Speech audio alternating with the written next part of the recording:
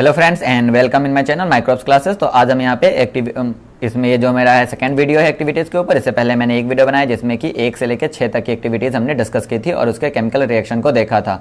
तो इस वीडियो में आज हम जो बचा हुआ बाकी है 7 से 12 तक, मतलब 7 से 11 तक को देखेंगे। एक एक्टिविटीज़ एक्स्ट्रा है उसको भी हम देखेंगे जो कि एक्सोथर्मिक रिएक्शन के ऊपर है। तो आज इस वीडियो में हम एक्टिविटीज 1.7 से शुरू करेंगे। इससे पहले वाले वीडियो में हमने 6 तक देखा था। आई थिंक आपको समझ में आ गया होगा। अगर आपने नहीं देखा है तो आप डिस्क्रिप्शन में जाइए, वहाँ पे मैंने आपको लिंक दे रखा है, वहाँ से आप एक्टिविटीज़ की भी वीडियो देख लीजिए और साथ में आप जो आप वो भी वीडियो देख लीजिए जो हमने इस चैप्टर के थ्योरी पे बनाए हैं।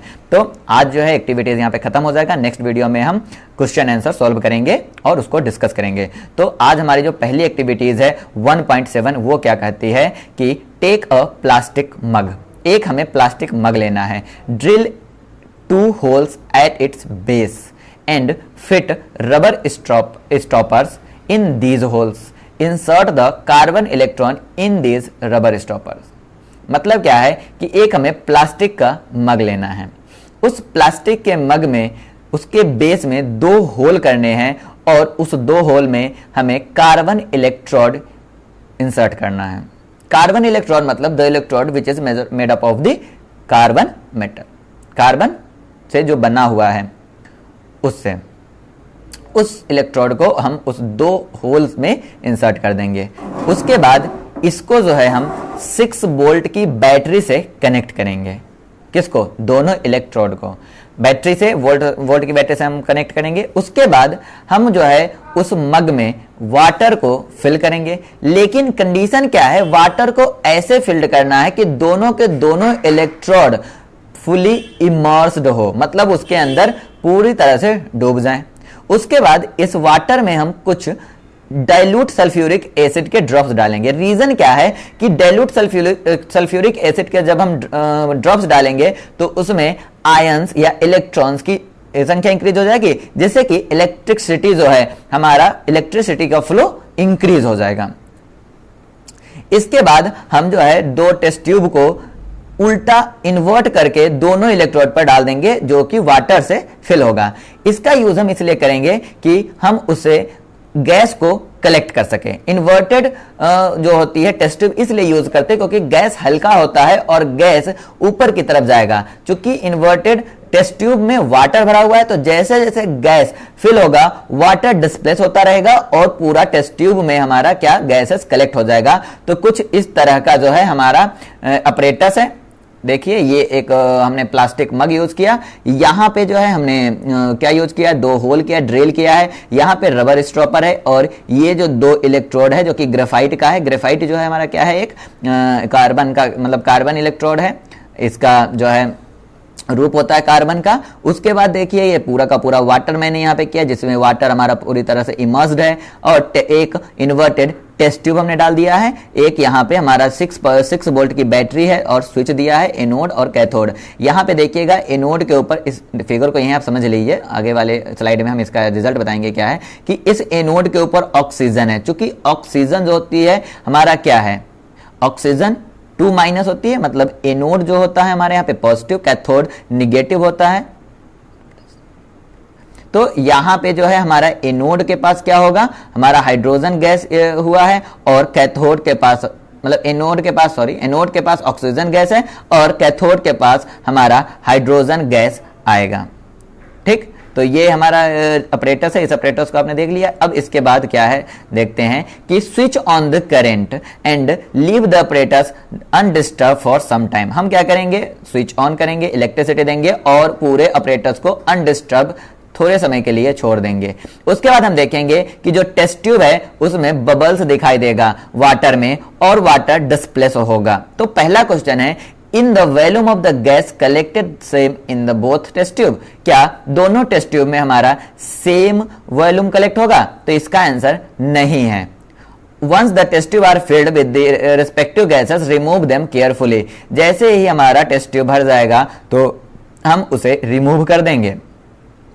तो उसके बाद हमें टेस्ट करना है कि किस गैस में, मतलब किस टेस्ट ट्यूब में कौन सा गैस है। तो इसको समझने के लिए देखिए पहले क्या है कि चूंकि हमारा यहाँ पे जो वॉल्यूम है वो दोनों टेस्ट ट्यूब में अलग अलग होगा। रीजन क्या है कि एक गैस जो ऐसे मतलब जैसे यहाँ पे देखिए H2 हमने यूज किया है, 2H2O को अगर हम जो है डिकम्पोज करते हैं तो हमें 2H2 प्लस O2 मिलता है। तो यहाँ पे अमाउंट मोल जो है H2 का ज्यादा है, इंक्रीज है, कितना है 2 मोल है कंपेयर टू 1 मोल ऑक्सीजन। तो 1 मोल ऑक्सीजन मिल रहा है, 2 मोल हमारा क्या मिल रहा है, हाइड्रोजन गैस मिल रहा है।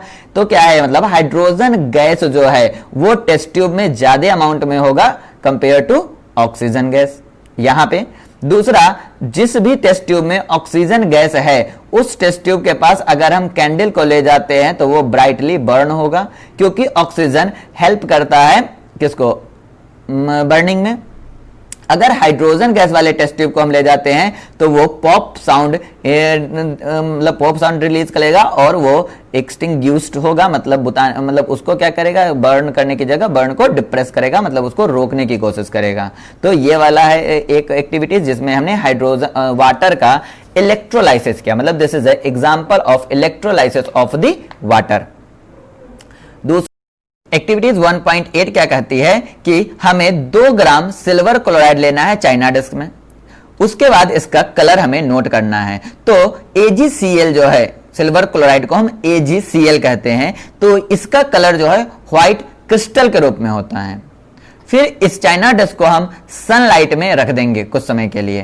तो सनलाइट में रखने के बाद उसे हम ऑब्जर्व करते हैं और कलर देखते हैं कैसा है। तो चूंकि AgCl जो है हमारा सिल्वर क्लोराइड वह व्हाइट क्रिस्टल है और यह जो है सनलाइट में सन से एनर्जी लेके जो है डिकम्पोज हो जाती है Ag और Cl2 गैस में, मतलब सिल्वर और Cl2 मतलब क्या हो गया, क्लोरीन गैस में कन्वर्ट हो जाती है। तो इसका जो कलर है वह व्हाइट से ग्रे कलर में कन्वर्ट हो जाता है।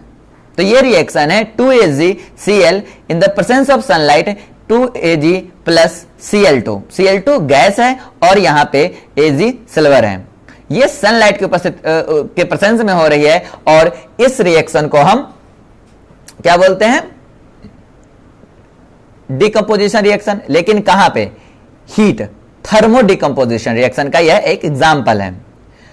अब अगर हम एक्टिविटीज 1.9 की बात करेंगे तो 1.9 में क्या है, ये भी एक्टिविटीज एक बहुत ही अच्छा एक्टिविटीज है, उसको ध्यान से समझिएगा। ये जो है हमारा डिस्प्लेसमेंट रिएक्शन की एक्टिविटीज है।